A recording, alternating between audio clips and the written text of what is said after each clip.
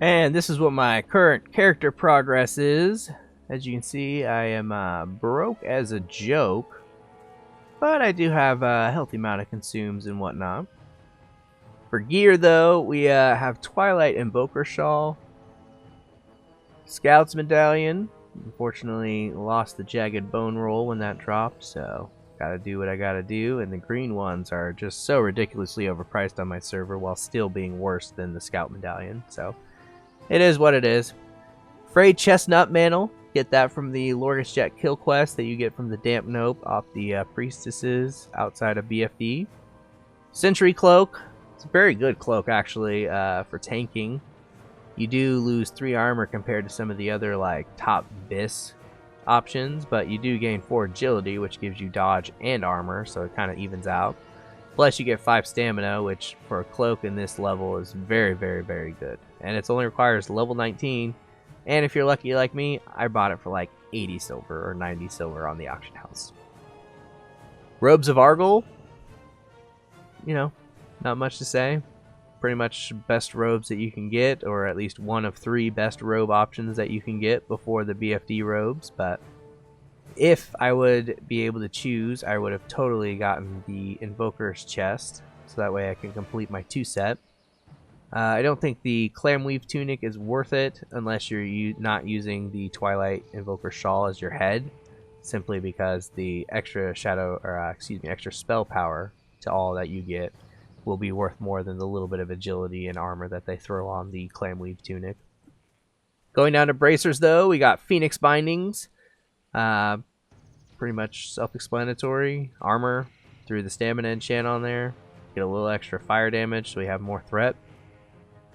Currently, we do have a staff that's just basically an 11 stamina staff. It is enchanted with +3 intellect, but the main idea here is I've unfortunately had really bad luck, and I needed a way to recoup some of the stamina that I lost by equipping some of these spell power items I got from the BFD raid.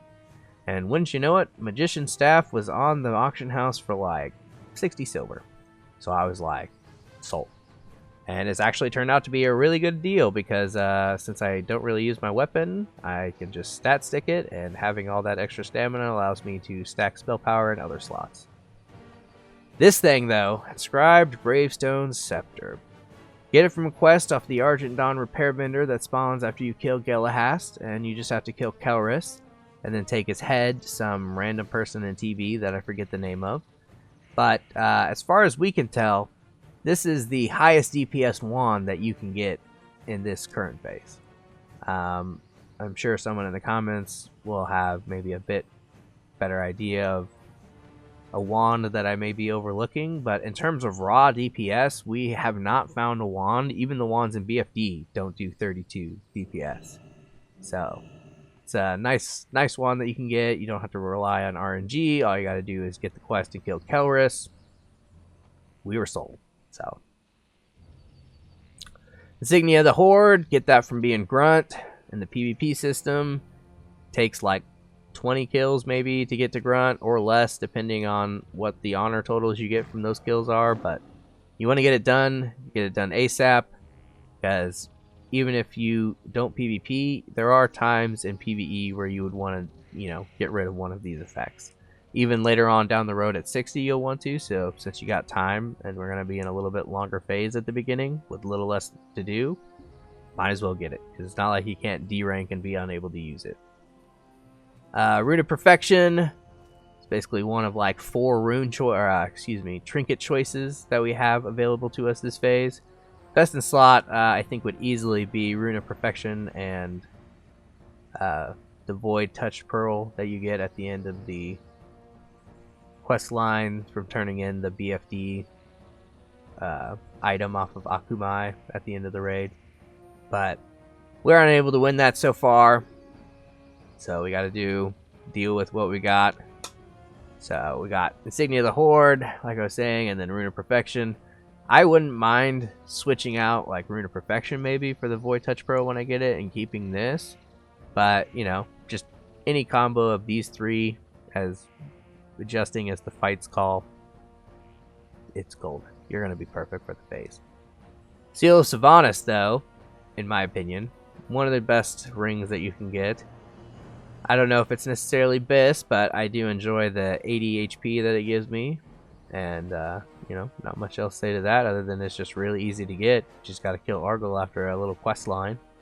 And Silver Pine, guaranteed drop sort of thing. Advisor's Ring, that's also from Warsong Gulch Rep.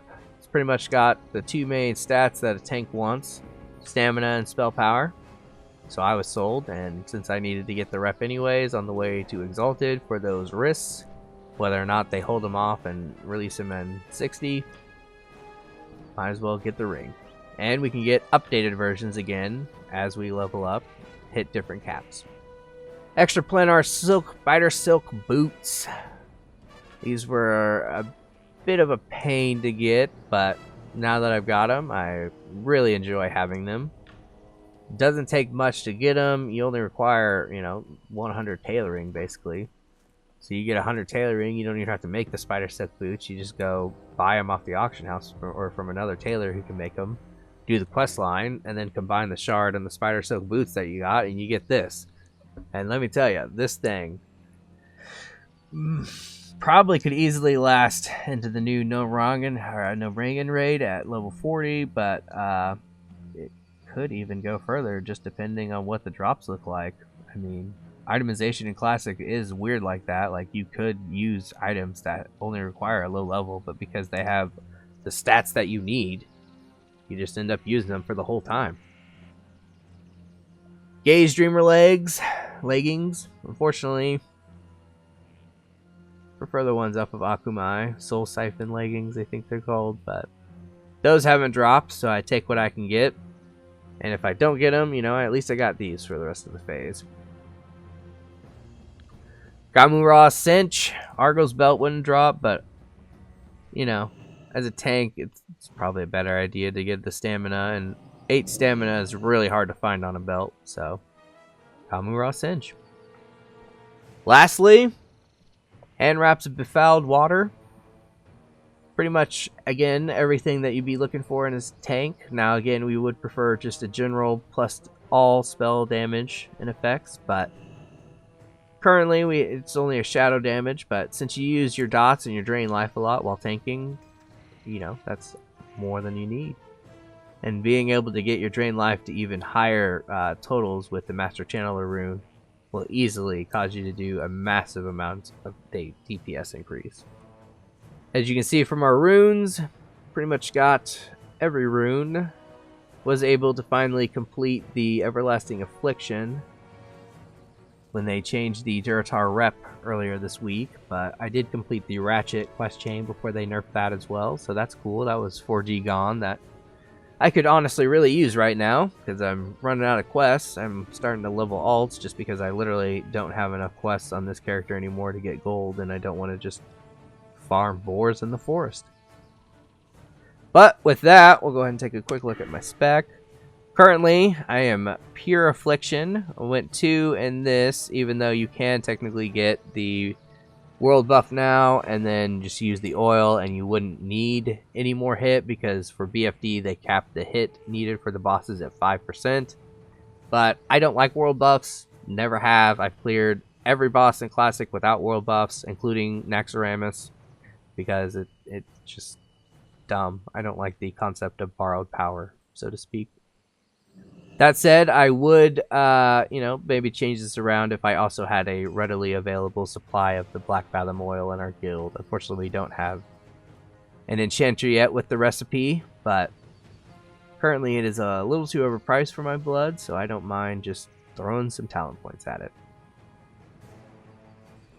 And with that, the last thing I'd like to show, fully buffed, currently we are looking at 2,338 armor in our Metamorphosis form with only the demon armor buff.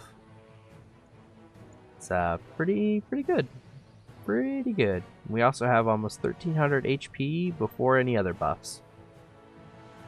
But that's the end of the video. I won't be doing a ton of videos like this. This is just kind of a little bit of a fluff video because people have been asking, you know, what my progress has been and what my gear looks like. So For those people who have asked for that, here you are. Hope you enjoy. Everyone else, hope you enjoyed as well.